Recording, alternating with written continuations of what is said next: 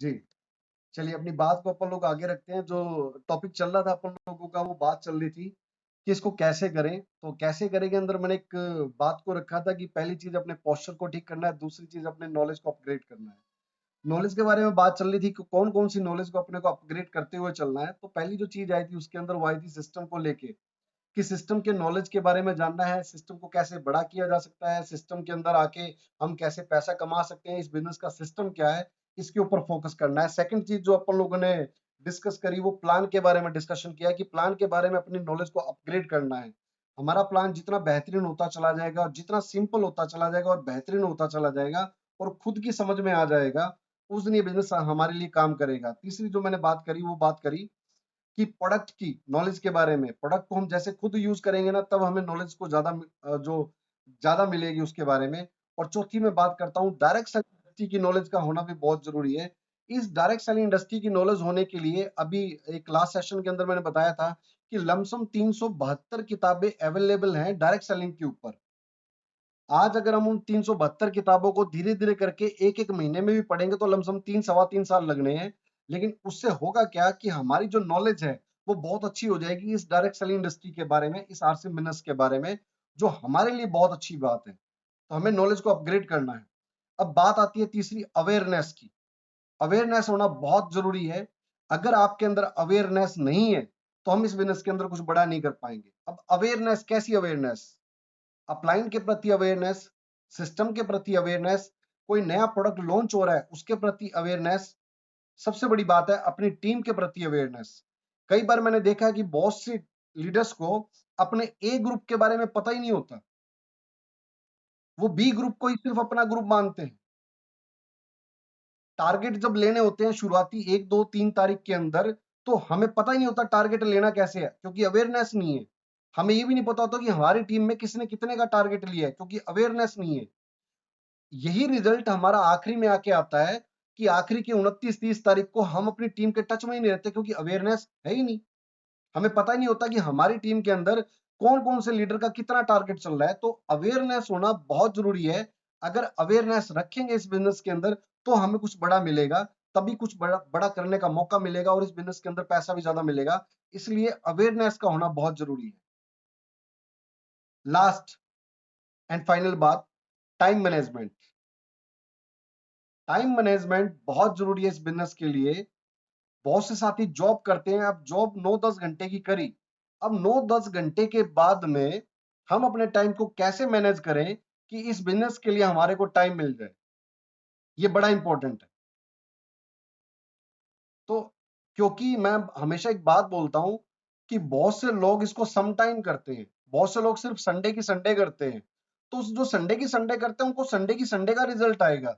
लेकिन जो आदमी टाइम को मैनेज करके इसको पर डे करेगा, रेगुलर करेगा, इस बिजनेस को पार्ट टाइम में लेके करेगा, उसके लिए बड़ा रिजल्ट आएगा। तो अगर मान लो हम गलती कर रहे हैं इसको सम टाइम करने की, तो हम उसको पार्ट टाइम में करें, कन्वर्ट करें। और बड़ा बिजनेस वॉल्यूम क्रिएट करने के लिए हमें डे बाय डे चलना पड़ेगा इस बिजनेस के अंदर। तो उसका सबसे बढ़िया जो तरीका है, अपने टाइम को मैनेज करना पड़ेगा। क्लियर हुई मेरी ये बात? राम जी गुप्ता जी, मेरी बात क्लियर हुई सर? सो गए क्या राम जी गुप्ता जी?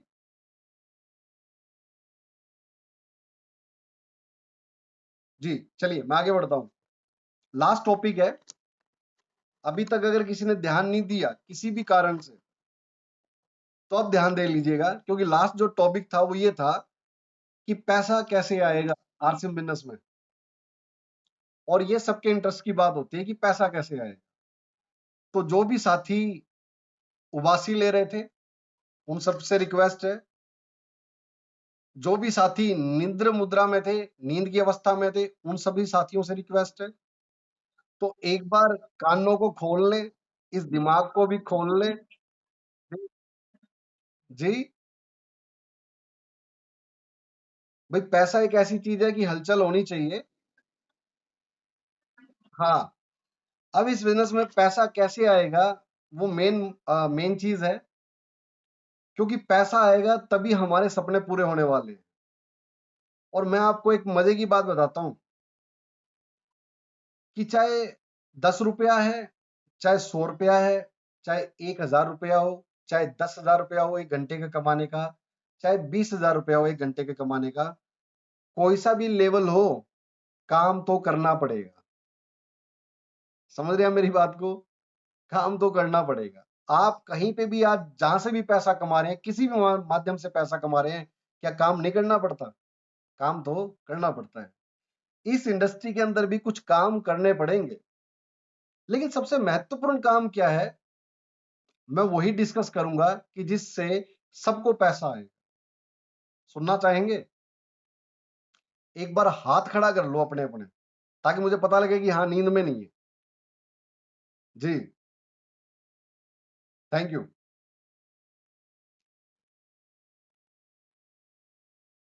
जब हम नौकरी पे जाते हैं ना, नौकरी पे जाते हैं, तो वहां पे नौकरी पे हम अपनी मर्जी से नहीं जाते। हम कोई भी नौकरी कर रहे हो, इंडिया पूरे वर्ल्ड के अंदर कोई भी नौकरी है, उस नौकरी के अंदर कुछ काम दिए जाते हैं कि साहब आप अगर ये काम को निपटाते हो ना, तो आपको सैलरी मिलेगी। मेरी बात क्लियर हो रही है? आप अगर किसी काम को निपटाते हैं, उसके एवज में हमें पैसा मिलता है। आप अगर कोई दुकानदारी कर रहे हैं, दुकानदारी के अंदर या तो आप सर्विस प्रोवाइड कर रहे हैं या आप किसी प्रोडक्ट को सेल कर रहे हैं। दो ही चीजें होती हैं, तीसरी चीज नहीं होती। सर्विस प्रोवाइड कर रहे हैं या किसी प्रोडक्ट को सेल कर रहे हैं। आप सेल करोगे तो पैसा देगा वो दुकान, अगर आप सर्विस किसी को सेल करोगे तो पैसा देगी वो दुकान। और हमें खुद को पता होता है कि अगर मैंने इतनी सेल करी प्रोडक्ट की तो मेरे को इतना धन आएगा, इतना पैसा आएगा, या सर्विस को दिया तो मेरे को इतना पैसा आएगा। सही कह रहा हूं मैं? जी।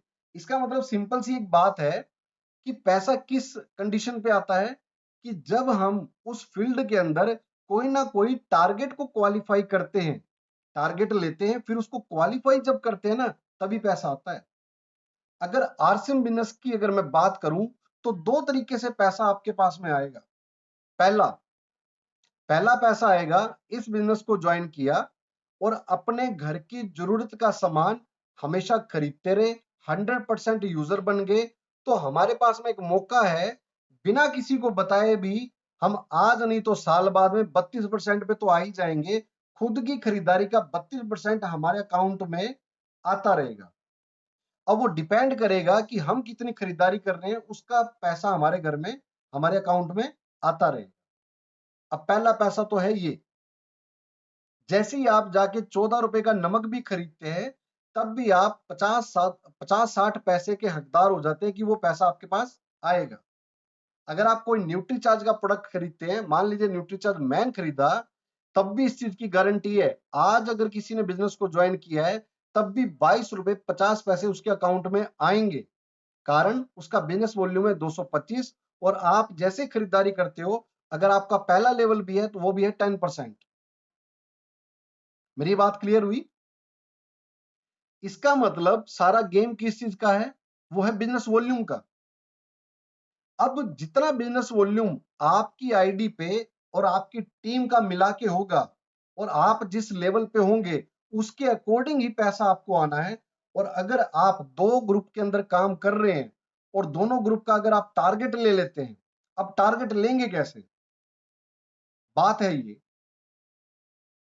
एक टारगेट वो जो आपकी अपलाइन देगी, एक टारगेट वो जो आप खुद लेंगे। इन दोनों में बहुत बड़ा फर्क होगा। आप टारगेट लें अपनी टीम के स्ट्रक्चर को देख के, खुद के हौसले और खुद की प्रतिभा और खुद की लिस्ट को देख के। और तीसरी बात, इस बिजनेस के अंदर कैलकुलेशन को चेक करके। बहुत से साथियों को कैलकुलेशन का नहीं पता होता, लेकिन बोल देते हैं मेरा 70 हो जाएगा, मेरा एक 15 हो जाएगा, मेरा एक 70 हो जाएगा। उनको खुद को नहीं पता होना कैसे है।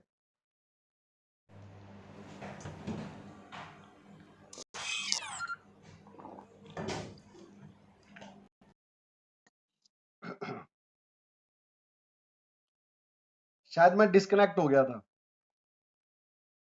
मेरी आवाज आ रही है मोहन जी? मेरी आवाज आ रही है क्या सर?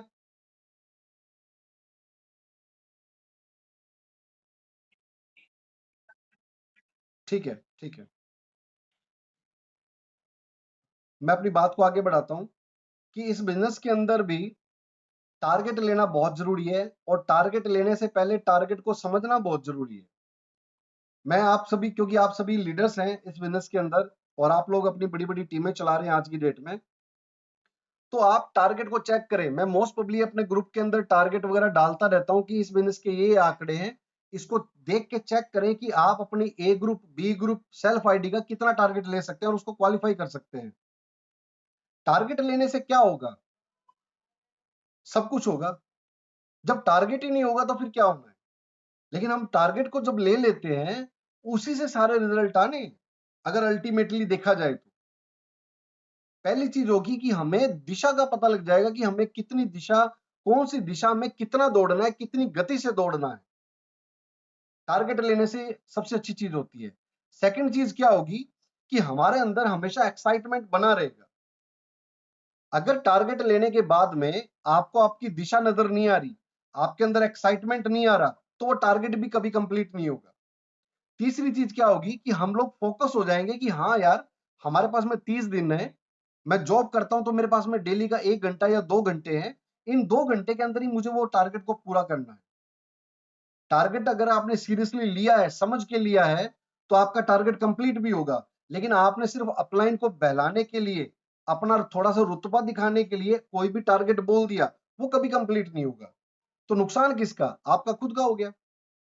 इसीलिए हम लोग कोई भी टारगेट को अगर लेते हैं, सोच समझ के लें, अपने अकॉर्डिंग, अपनी टीम के अकॉर्डिंग, और हमने नई अचीवमेंट जो लानी है उसके अकॉर्डिंग लें, तो हमें बड़ा टारगेट करने का मौका मिलेगा। लेकिन टारगेट को जब हम सेट करके चलेंगे हर मंथ, तभी हम इसके सबसे ऊपर वाले टारगेट पे पहुंच सकते हैं। लेकिन हमेशा एक ही टारगेट पे बने रहे, वो भी उचित नहीं है। टारगेट को अपग्रेड करना पड़ेगा। सबसे जो बड़ी बात आती है कि आप टारगेट कोई भी ले लें, उसके लिए समय तो निकालना पड़ेगा। कोई भी साथी ये सोचे कि मैंने टारगेट ले लिया, अपलाइन पूरा करवा देगी। अपलाइन तब तक पूरा नहीं करवा सकती जब तक आपकी इन्वॉल्वमेंट भी वहां पे ना हो जाए। अपलाइन आपको सपोर्ट कर सकती है। मैं एक एग्जांपल दे देता हूं आपको। मान लो मैंने टारगेट ले लिया कि मैंने 10 लाख का बिजनेस करना है और मैं बैठा हूं घर पे। मैं हमेशा अपनी अपलाइन को एक ही एक्सक्यूज देता हूं, कल मिलेंगे, परसों मिलेंगे, कल देखेंगे, परसों देखेंगे। लोग हैं, करवा दूंगा, लास्ट मोमेंट पे करवा दूंगा, लास्ट वीक में करवा दूंगा, संडे को करवा दूंगा, मंडे को करवा दूंगा, अभी नहीं, आज तो नहीं। तो आप सोचिए, क्या मेरी अपलाइन मेरा 10 लाख का कभी करवा सकती है? कभी नहीं करवा पाएगी, क्योंकि मेरी इन्वॉल्वमेंट वहां पे है ही नहीं। तो इसका मतलब सीधी सी बात आती है कि अगर मेरे पास में पैसा आना है, तो कहां से आना है? वो मेरी खुद की इन्वॉल्वमेंट से और मेरे खुद के लिए गए टारगेट पे जब मैं खुद चल के काम करूंगा ना, और अपलाइन सपोर्ट करेगा, तो वो हो जाएगा। लेकिन इसके लिए सबसे बड़ी बात क्या है? खुद का तैयार होना बहुत जरूरी है। क्लियर हुई मेरी बात? मेरी बात क्लियर हुई? चलिए, अब मैं लास्ट में एक बात करता हूं